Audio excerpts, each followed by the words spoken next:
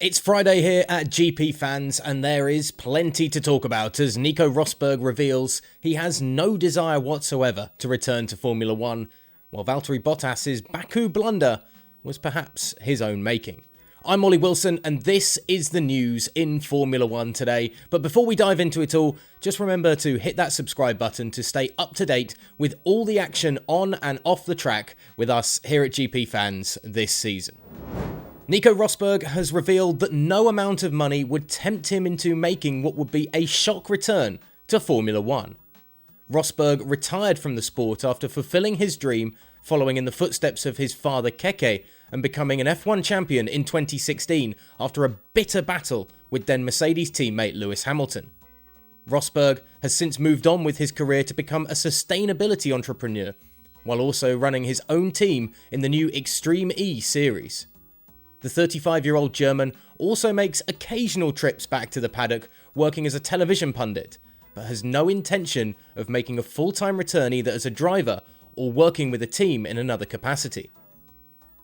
"Salary has never played a role for me," said Rosberg, speaking to Formula1.de. "I still have 2 years left on my contract with Mercedes when he quit, and the salary on that contract also had a lot of zeros on it. You can't motivate me with money. I have no interest in that. I fulfilled my career the way I wanted to, with the world title, and I'm happy about my new life.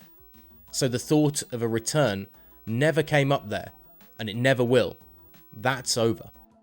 Rosberg also stated that after witnessing firsthand what Toto Wolff endures on a day-to-day basis as Mercedes team principal, he has no desire to follow in the Austrian's footsteps. "That doesn't appeal to me," added Rosberg. "It would be too much. It's a full-time job, morning, noon, evening, the whole day.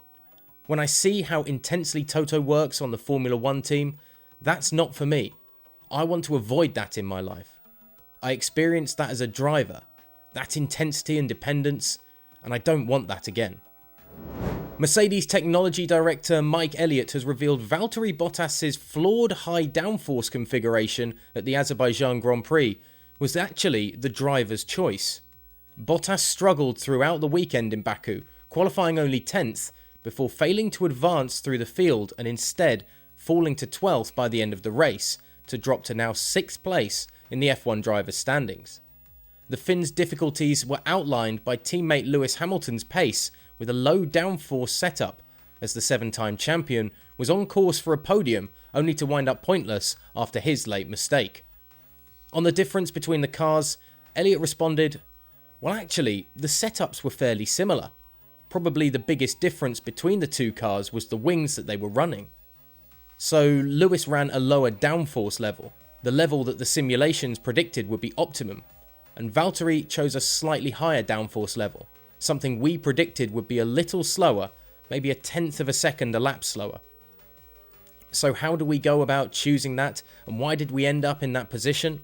Well, that was Valtteri's choice to run that wing, and he did that because he felt that would be quicker for him." The contrasting fortunes for both Mercedes drivers mirrored the Monaco Grand Prix, although in the Principality, it was Bottas who had found more confidence and speed than his teammate. After revealing Bottas had opposed the computer simulations when setting up his W12, Elliott insisted driver comfort was more important. "What you need to understand is, Baku is a difficult circuit," Elliott explained. "It's a circuit where it is quite hard to get heat into the front tyres, and it's one where you need real confidence to get around this circuit because the walls are really close. Getting heat into these tyres is really important, and if you can go a little bit quicker, put a little bit more energy into those tyres, the car will go quicker as a result, and you end up in a positive performance spiral. So it's more important that Valtteri was happy with his car, that he felt confident in his car, than the small difference the simulation predicted in ultimate performance." So can Mercedes get both of their drivers on the right setup in a week's time when we head to France for the French Grand Prix?